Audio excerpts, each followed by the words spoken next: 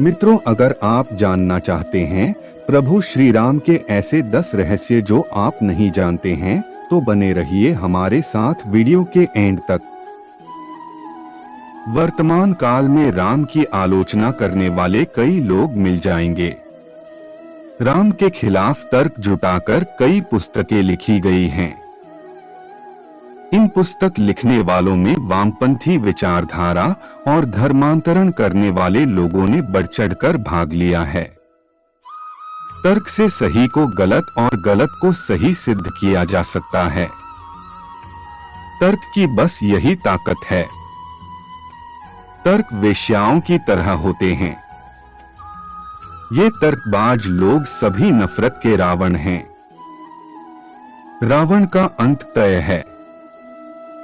पहला रहस्य, नहीं किया था राम ने सीता का परित्याग। पहले रामायण 6 कांडों की होती थी, उसमें उत्तरकांड नहीं होता था।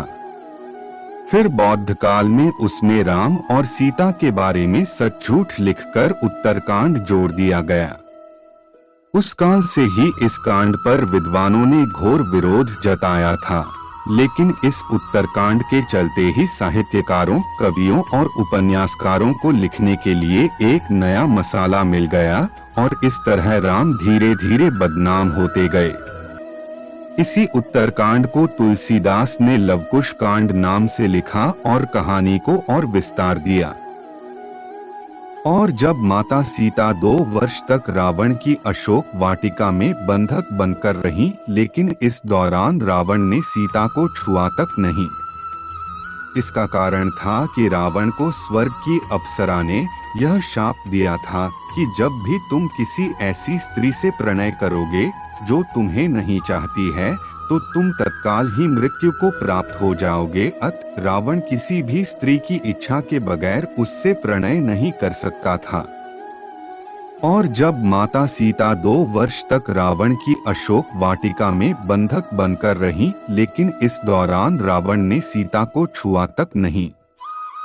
इसका कारण था कि रावण को स्वर्ग की अप्सरा ने यह शाप दिया था कि जब भी तुम किसी ऐसी स्त्री से प्रणय करोगे जो तुम्हें नहीं चाहती है, तो तुम तत्काल ही मृत्यु को प्राप्त हो जाओगे। अतः रावण किसी भी स्त्री की इच्छा के बगैर उससे प्रणय नहीं कर सकता था।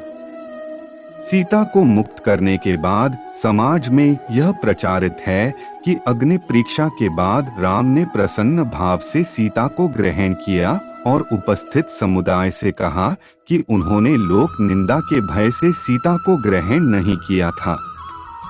किंतु अब अग्नि परीक्षा से गुजरने के बाद यह सिद्ध होता है कि सीता पवित्र है, तो अब किसी को इसमें संशय नहीं होना चाहिए। लेकिन इस अग्नि परीक्षा के बाद भी जन समुदाय में तरह तरह की बातें बनाई जाने लगी। तब राम ने सीता को छोड़ने का मन बनाया। यह बात उत्तरकांड में लिखी है। दूसरा रहस्य, प्रभु श्री राम राजा या भगवान थे, आइए जानते हैं। हिंदू धर्म के आलोचक खासकर राम की जरूर आलोचना करते हैं, क्योंकि उन्हें मालूम है कि राम हिंदू धर्म का सबसे मजबूत आधार स्तंभ है। इस स्तंभ को गिरा दिया गया तो हिंदुओं को धर्मांतरित करना और आसान हो जाएगा। इसी नीति के चलते तथाकथित धर्मनिरपेक्ष ताकतों के साथ मिलकर राम को एक सामान्य पुरुष घोषित करने की साजिश की जाती रही है। वे कहते हैं कि राम कोई भगवान नहीं थे, वे तो महज एक राजा थे। उन्होंने समाज और धर्म के लिए क्या किया? वे तो अपनी स्त्री के लिए रावण से लड़े और उसे उसके चंगुल से मुक्त कराकर लाए। इससे वे भगवान कैसे हो गए? भगवान राम को मर्यादा पुरुषोत्तम कहा गया है, अर्थात पुरुषों में सबसे श्रेष्ठ उत्तम पुरुष। अपने वनवास के दौरान उन्होंने देश के सभी आदिवासी और दलितों को संगठित करने का कार्य किया और उनको जीवन जीने की शिक्षा दी। इस दौरान उन्होंने सादगी भरा जीवन जिया। उन्होंने देश के सभी संतों के आश्रमों को बर्बर लोगों के आतंक से बचाया। इसका उदाहरण सिर्फ रामायण में ही नहीं, देश भर में बिखरे पड़े साक्ष्यों में आसानी से मिल जाएगा। भगवान राम भारत निर्माता थे। उन्होंने ही सर्वप्रथज्ञ भारत की सभी जातियों और संप्रदायों को एक सूत्र में बांधने का कार्य अपने 14 वर्ष के वनवास के दौरान किया था। 14 वर्ष के वनवास में से अंतिम 2 वर्ष को छोड़कर राम ने 12 वर्षों तक भारत के आदिवासियों और दलितों को भारत की मुख्य धारा से जोड़ने का भरपूर प्रयास किया। शुरुआत होती है केवट प्रसंग से। इसके बाद चित्रकूट में रहकर उन्होंने धर्म और कर्म की शिक्षा दीक्षा ली। यहीं पर वाल्मीकि आश्रम और मांडव्य आश्रम था।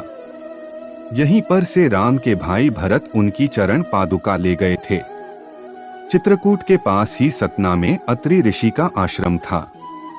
दंडकारण्य अत्रि को राक्षसों से मुक्ति दिलाने के बाद वे दंडकारण्य क्षेत्र में चले गए, जहां आदिवासियों की बहुलता थी।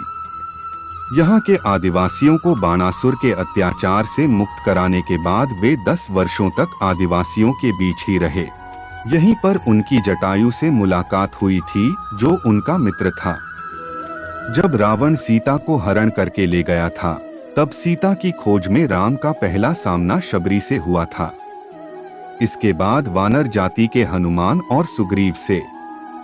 तीसरा रहस्य, शूद्र और राम। वैसे तो राम के काल में कोई ऊंचा या नीचा नहीं होता था। भगवान किसी जाति वर्ग के नहीं होते और न ही वे मनुष्य जाति में भेद करते हैं। रामायण काल में जातिगत जो भिन्नता थी वह मनुष्यों के रंग, रूप और आकार को लेकर थी। जैसे वानर, ऋक्ष, रक्ष और किरात जातियां मनुष्य से भिन्न थी। केवट, शबरी, जटायु, सुग्रीव और संपाति आदि से राम के संबंध दर्शाते हैं कि उस काल में ऐसी कोई जातिगत भावना नहीं थी जो आज हमें देखने को मिलती है।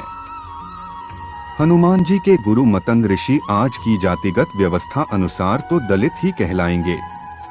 श्री राम ने 14 वर्ष वन में रहकर भारत भर में भ्रमण कर भारतीय आदिवासी, जनजाति, पहाड़ी और समुद्री लोगों के बीच सत्य, प्रेम, मर्यादा और सेवा का संदेश फैलाया।